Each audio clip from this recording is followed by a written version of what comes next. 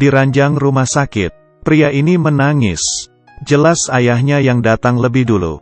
Seharusnya ayahnya yang didahulukan. Dokter itu menyelamatkan orang lain. Tampak kasihan. Matanya menghina, penuh rasa jijik. Dipuji-puji. Pria yang diselamatkan. Mereka adalah anggota parlemen.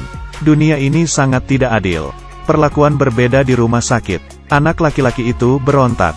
Dia sangat marah. Memecahkan seluruh rumah sakit.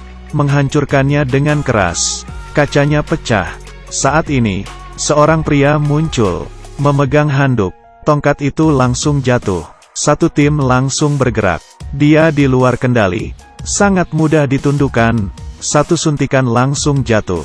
Sedikit demi sedikit tidak sadarkan diri. Saat dia bangun lagi, dia sudah berbaring di rumah sakit. Duduk di sebelahnya, paman yang menjatuhkannya. Paman memberitahu bocah itu. Melampiaskan amarah bukan berarti balas dendam. Bahkan jika kamu mengayunkan tongkat itu, tidak dapat membuat mereka mengingatmu. Jika kamu benar-benar ingin balas dendam, menjadi seseorang yang lebih baik daripada mereka. Dunia di mana yang lemah memakan yang kuat, mewakili kekuatannya. Bila ingin balas dendam, anak laki-laki itu harus berubah. Setelah mendengarkan kata-kata paman itu, mengingat adegan hari itu, keputusasaan, ketidakmauan, kemarahan, mengepal tangannya. Anak itu keluar dari rumah sakit. Ketika dia membuat pintu lagi, orang-orang masuk, bukan lagi pria yang sama, tapi Kang Dongju. Setelah 10 tahun, dia menjadi magang. Sebuah kecelakaan terjadi di lokasi konstruksi. Banyak pasien yang dikirim. Karena pasien terlalu banyak, Dongju langsung menindaklanjuti. Saat ini, sepertinya ibunya datang lebih dahulu. Rumah sakit yang sama, kata-kata yang sama, gadis di depannya, seperti dirinya, melihat kembali ke ranjang rumah sakit, sesak nafas dan berkeringat. Saat melihatnya, wanita ini sangat sakit, tapi sebagai seorang magang, dia tidak memiliki kemampuan untuk melakukannya sendiri. Tidak mengatakan apa-apa, Dongju menemui Jin Yung. Tapi bagaimana dengan gadis itu? Karena ada pasien.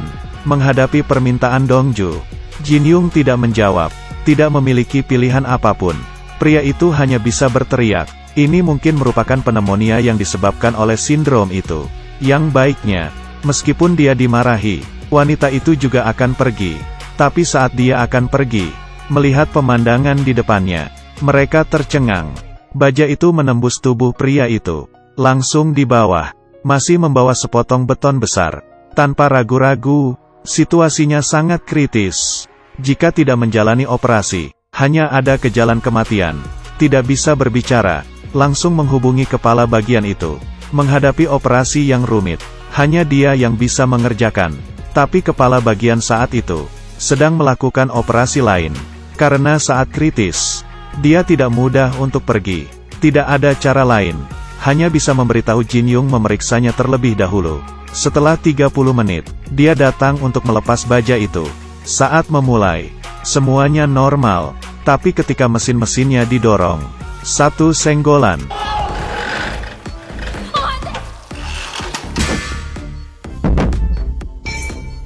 Batang baja itu menghantam lantai dengan keras. Langsung ada semburan darah. Angka-angka di monitor itu terus melompat. Jin Yung panik, di bawah tekanan. Dalam pikirannya, waspada. Untungnya adalah, setelah teriakan seorang teman, Jin Yung telah pulih. Mendengarkan suara di telepon. Setelah 10 menit. Tunggu saja selama 10 menit. 10 menit. Kalau bisa tahan, pria itu masih punya kesempatan. Tanpa ragu sedikit pun, Jin Yung mengenakan baju bedah. Pakai sarung tangan. Dia harus melakukan operasi ini sendirian. Sesuai jumlah darah yang jatuh, wanita itu meragukan. Arteri pasien itu pecah. Jika tidak menggerakkan pisau itu lagi, setelah perut itu penuh dengan darah, semuanya hilang. Mengambil napas dalam-dalam, Jin Yung menggaruk kulitnya.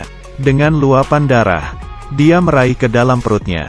Apakah dia sedang mencari arteri? Keberanian mengoperasi cukup mengejutkan, tapi dengan cara yang tampaknya berbahaya. Waktu itu berlalu setiap menit dan detik. Di tempat tidur kecil ini, suasananya sangat menekan. Di sini, Berhasil. Darah itu berhenti mengalir. Detak jantungnya stabil. Di ruang tunggu, baru saja melewati kritis. Mereka langsung merayakan. Saat ini, seorang dokter datang. Tidak ada omong kosong. Dia bertanya ke Jin Yung, "Mengapa kalian tidak menyelamatkan wanita yang berada di ruang gawat darurat terlebih dahulu? Pasien itu, ARDS. Kalau bukan karena perawatan dari Dongju, dia harus melapor sekarang juga." Setelah berteriak, dokter itu pergi. Baru saja selesai. Sekarang dimarahi semua orang. Menghadapi keadaan darurat. Setelah itu, yang lain masih berdarah. Apakah itu benar-benar salah? Di kantor, tidak berdaya. Dan di luar kantor, Dongju lewat. Melihat gadis itu di depannya. Berusia 20. Dia telah melakukannya dengan baik. Menarik, pria itu menciumnya. Tidur di kamar gelap. Suasana itu menjadi panas. Mengingatkan pada pemandangan siang hari. Menyelamatkan dia. Sangat tampan. Dia jatuh cinta dengan senior ini. Waktu berjalan lambat. Dia baru saja menyelesaikan operasi hari ini. Dia terlambat untuk makan. Hanya bisa memakan sepotong roti. Tiba-tiba melihat pemandangan di depannya. Dongju ingin pingsan. Dokter itu bermuka dua. Pensiun. Orang ini. Itu adalah anggota dewan 10 tahun yang lalu. Beberapa tahun yang lalu. Pada saat masuk. Dengan hasil teratas. Dongju datang ke rumah sakit. Awalnya karena itu adalah individu. Sebuah meeting. Berbaring. Bisa jadi detik selanjutnya. Dia berdiri untuk berjabat tangan. Tapi bukan Dongju. Tapi pria sebelahnya. Dia sudah besar. Dia merupakan Ak. Di zaman dengan latar belakang mewah ini. Tidak layak untuk disebut. Menghela nafas. Dongju kembali ke kantor. Tapi dia dipukul. Tidak menyerah. Ingin mengubah status quo. Hanya ada dua cara. Terlahir kembali sebagai putra dekan.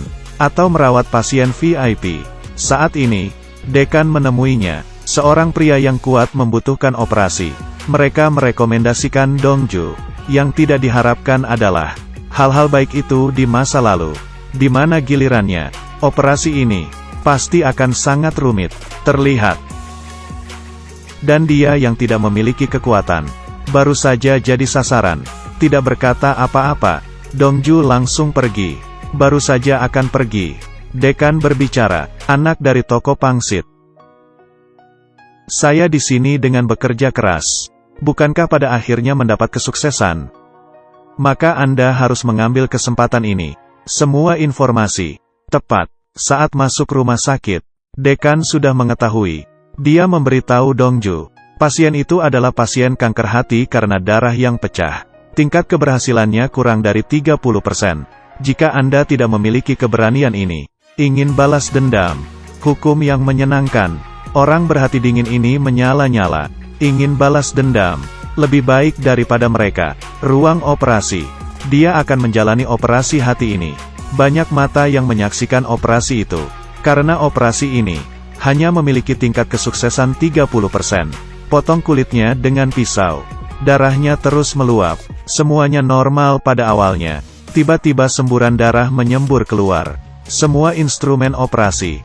Alarm di monitornya terus menyala. Tekanan darah pasien langsung turun.